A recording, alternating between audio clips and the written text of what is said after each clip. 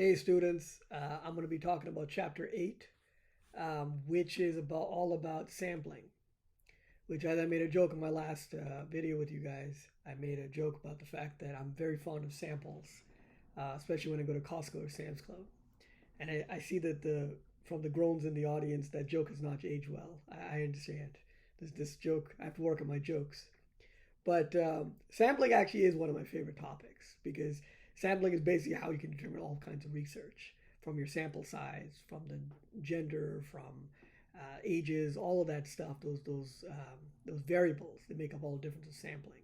So sample is actually a pretty important distinction because based upon sampling, you can pretty much determine everything else, I think, for your research. And so for some of you may be considering doing a PhD down the road or additional degrees, this would be something that might be very useful for you, actually. So let me talk about a couple of questions that are for chapter 8.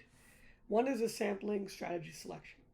So for example, let's say, hypothetically speaking, that some of you are interested in prisoner reentry programs, which was my dissertation when I was at Rutgers. I did my dissertation on prisoner reentry programs at Christian faith-based and non-faith-based, and I tried to compare them both.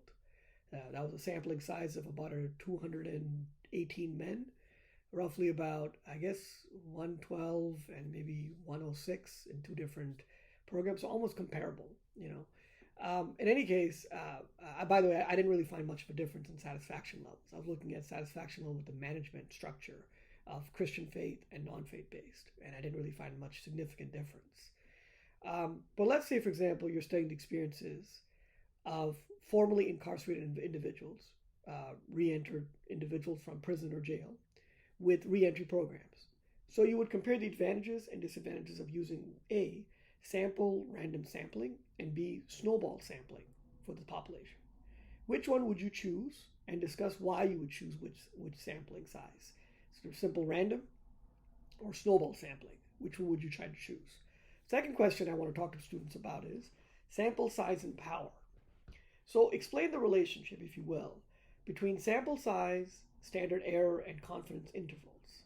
Why might a researcher choose a 99% confidence interval over a 95% confidence interval?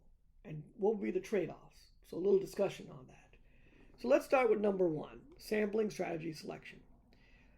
Again, to go back to the original question, you're studying the experiences of formerly incarcerated individuals within reentry programs.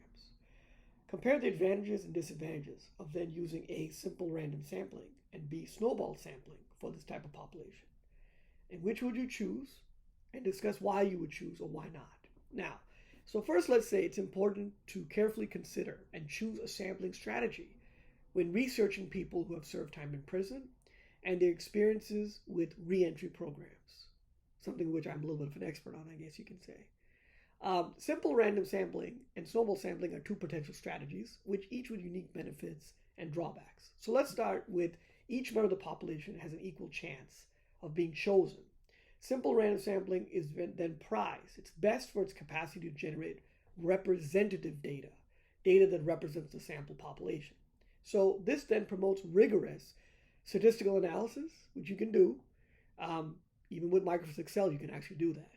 And improves generalizability. You don't need to have, fancy stuff like SPSS software, which is expensive for most people. If you're a student, of course, you should have access to SPSS on our campus. However, because there's no comprehensive or easily accessible list of people who have served time in prison, it is then therefore challenging to apply this in the situation for simple random sampling. And then the problem is its viability is then further limited by low response rates, unstable housing, and privacy concerns. And that it was a big problem for me. For me to be able to find people who had left prison, reentry, it was very difficult. I was very fortunate that I had some contacts in Florida where I did my research in Christian faith-based camps where the men lived and worked for a period of time after prison. So they were already there. So I didn't have to go running around trying to find them. Now, for the non-faith one, that was much harder, actually. I had to visit several halfway houses. I had to visit the probation offices. And research can be very taxing. I had to basically beg them for interviews and such. And that's how I was able to finish my dissertation.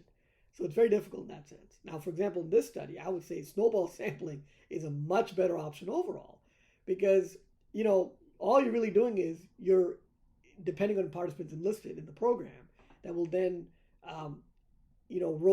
snowball roll over to other people in the program. So, for example, I interviewed John, and he's like, after finishing, I'm like, do you know anybody else I could interview who got out of prison? And you know where I could find them? And John says, yeah, I know Robert and I know George, and they live right down the road from me at this halfway house. You come with me, I'll take you to meet them. So I go there, and luckily they're there. They're sitting right there. And I start talking to them, explain who I am, and the list of questions I have for them, and they will say, okay, we'll do that. We'll talk to you. So I was very fortunate in that sense to do snowball sampling, but it's difficult to do all that. It's not easy to do. There's a lot of restrictions on research, but mainly it's a hard way to do things. I still remember, and this is almost 20 years ago. I mean, more than 20 years, I guess.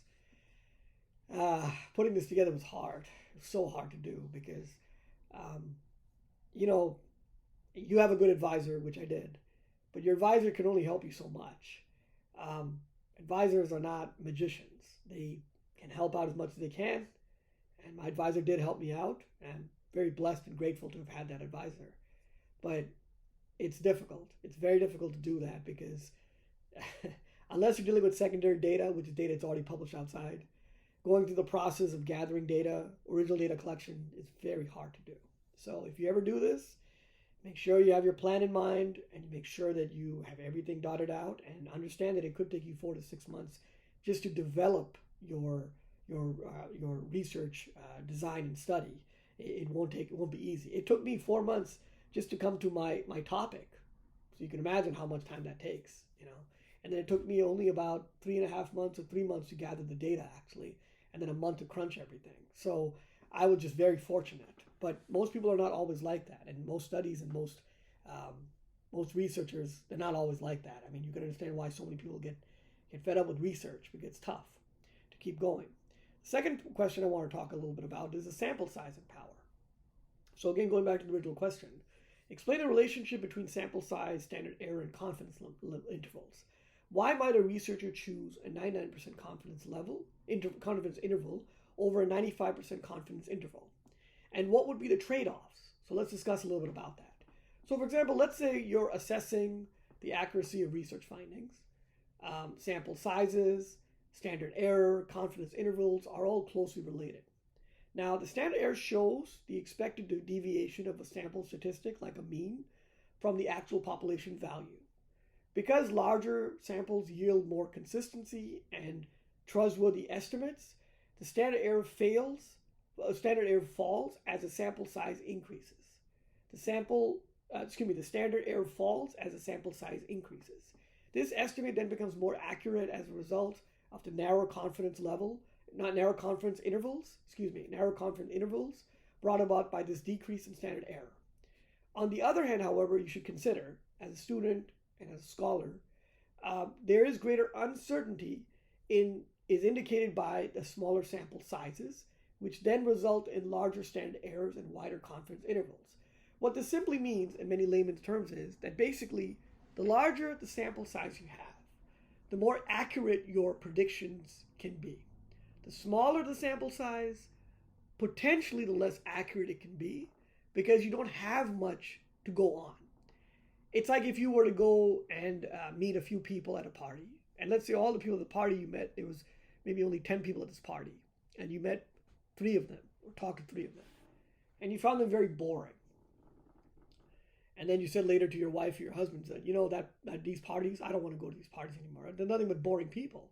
Because you did 3 out of 10, or let's say 5 out of 10, 30% or 50% out of 10. These people are all boring. But that would be a big generalization because your sample size is very small. So you can't really generalize that. Now, if you go to a big party of 100 people or 1,000 people, and you meet 3 or 5 people out of maybe 100 people you talk to who are very boring and not very interesting to be around, well, in that case, again, what would happen? You would still have a very accurate assessment also, right? Because the other 100 people, the 97 or 95 people you talk to, you found them to be very, very interesting people to talk to. So sort of like your professor, I'm a very interesting person to talk to. So if you meet 100 of me at a party and 5 of them are very boring, you can know that's the outliers. So again, just a little joke over there. I know that hasn't aged well. But in conclusion, when you think about it, they are confidence intervals, and it shows that the range of the actual population parameter is most likely to fall into.